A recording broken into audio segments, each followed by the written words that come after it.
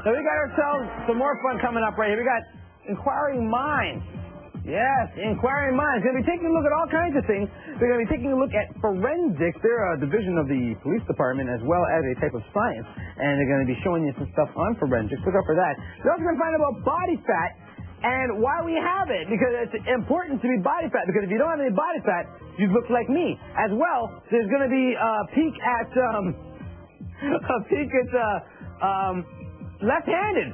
Why are we left-handed? Or why are you left-handed? But not me. Here's Inquiring Minds.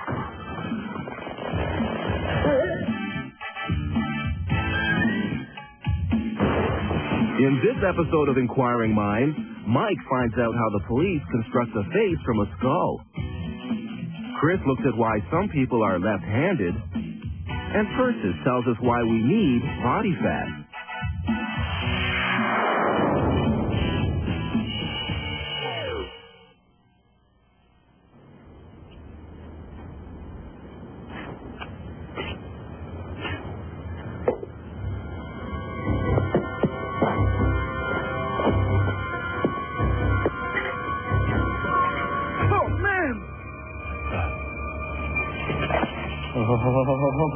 What's all the racket?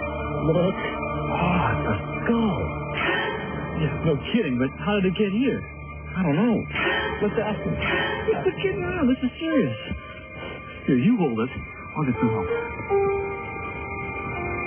Well, it seems we have a little mystery on our hands. How did this skull get in the backyard? Was it foul play? More importantly, who is, rather, was this person? Well, if you found a skull and want to find out who the person was, it helps to know what they looked like when they were alive. But how do you do that? I mean, how do you construct a face from a skull? Doesn't seem like much to work with. On the contrary, this skull is filled with clues, if you know where to look.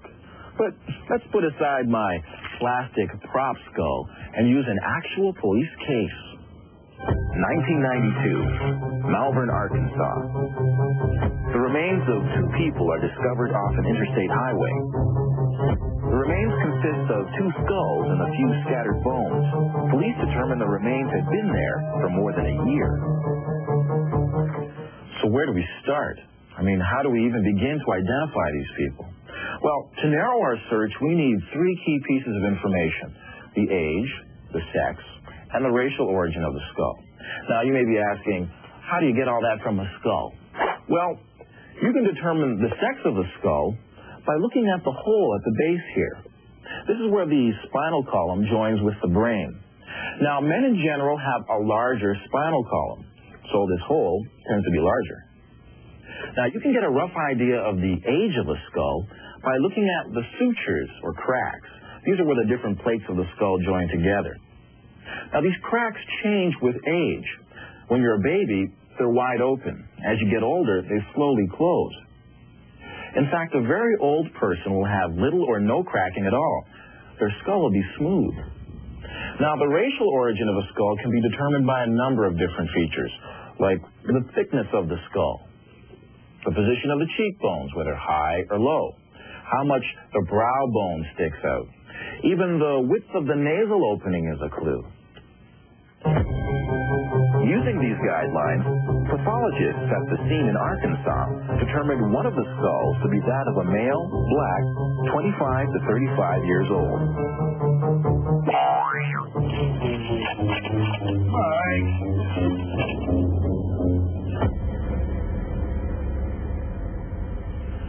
But that's just half the battle. You see, knowing the age, sex, and race of a skull still leaves you with thousands of possibilities. Now, to narrow those possibilities down even further, we need to take an even closer look at the skull. Photographs of the Arkansas skull were sent to a police identification lab for facial reconstruction. The process begins with a careful tracing of each photo.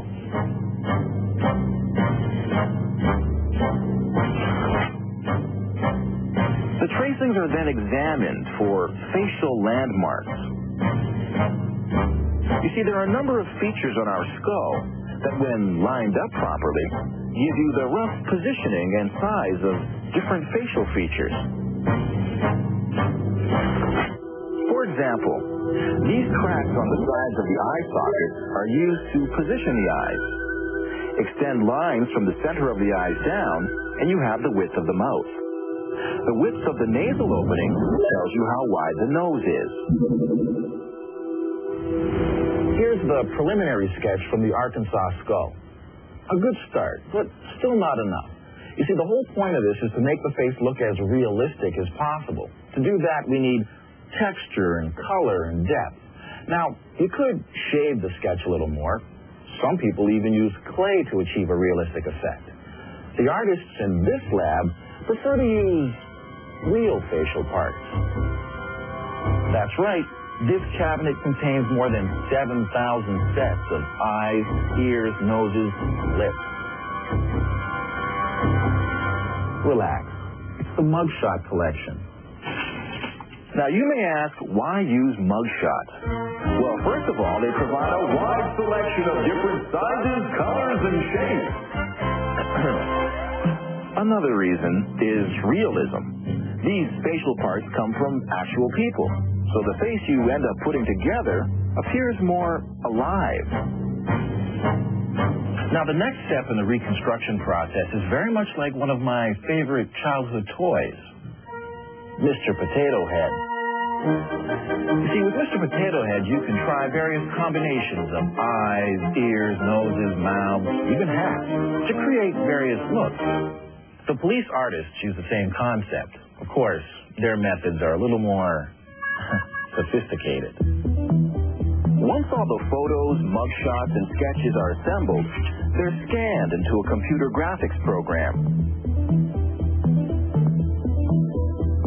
The different facial features are then mixed and matched until the artist comes up with a face that fits the skull.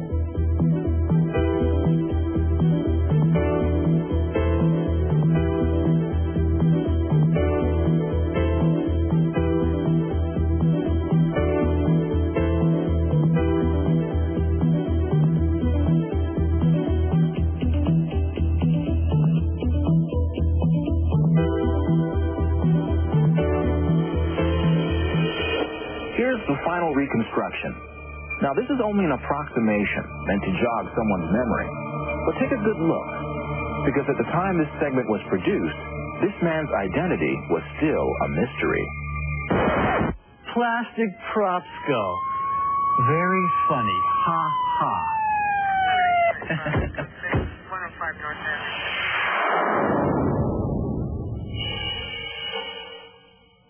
Yeah, but how'd you get here? I don't know. Let's ask him. Hey, how'd you get here? Oh, don't quickly get around. Yeah, but how'd you get here? I don't know. Let's ask him. Hey, quit getting around.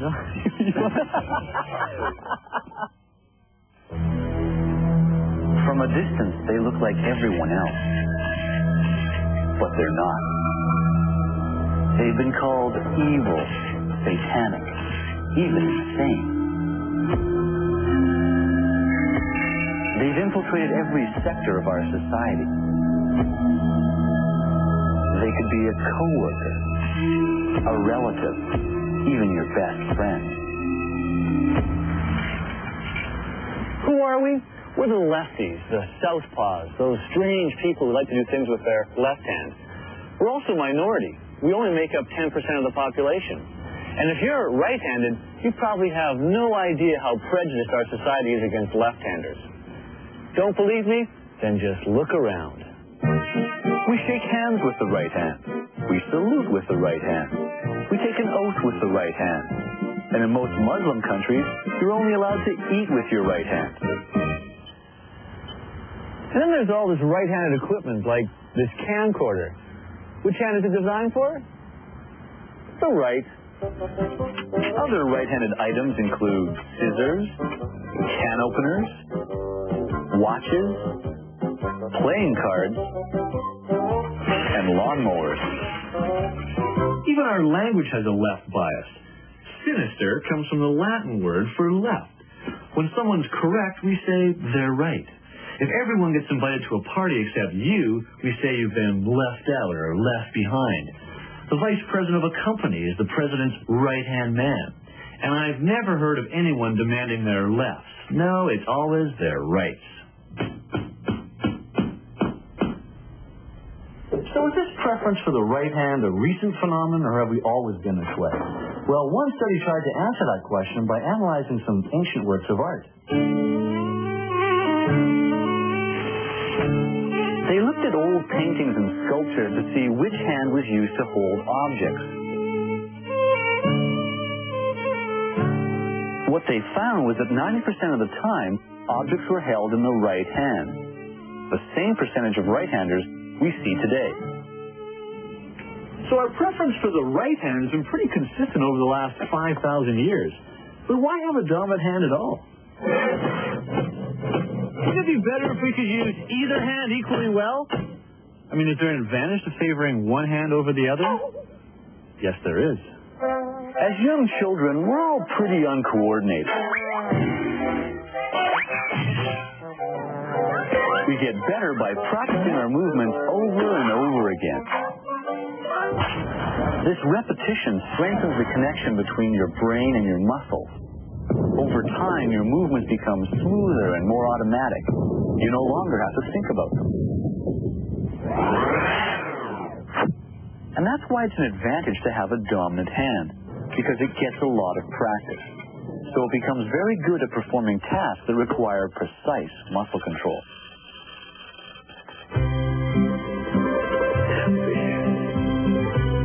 If you used both hands for every task, you'd actually be at a disadvantage.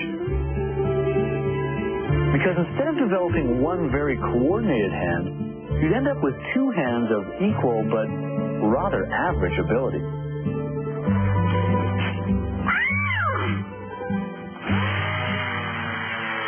So is this bias towards one hand unique to humans? Nope. Many animals also prefer to use one hand more than the other. But there's one big difference. In the animal kingdom, the ratio of right-handers to left-handers is about even. So why then are the majority of humans right-handed? Well, the reason lies in what I'm doing right now. It's the one ability that's evolved further in humans than any other creature. Language. To understand the connection between language and hand preference, you first need to know a little bit about how your brain is organized. It's made up of two separate hemispheres, joined together by a large cable of nerve fibers. But here's the strange part.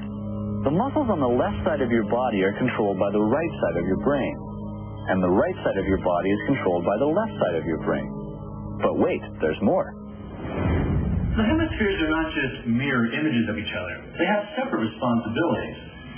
The left hemisphere is called the dominant hemisphere. That's because in most people, it's the left hemisphere that controls their ability to speak and understand language.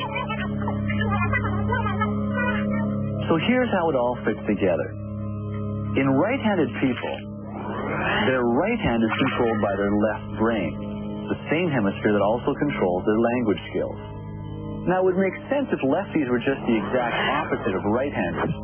Language skills controlled by their right brain, so they prefer to use their left hand. Unfortunately, it's not that simple. Some lefties do have their language skills in their right brain, but some have them in their left, and some have them spread across both hemispheres. The bottom line is we seem to have a logical explanation for why most humans are right-handed.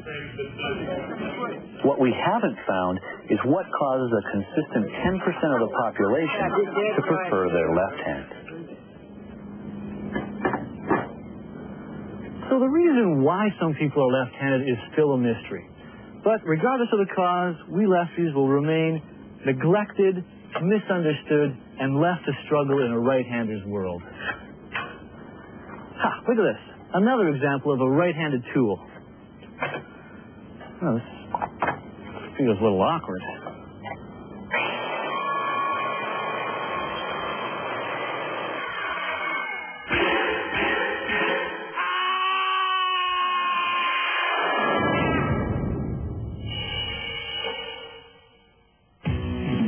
Coming up next, Persis looks at why we need body fat. And we answer some viewer questions.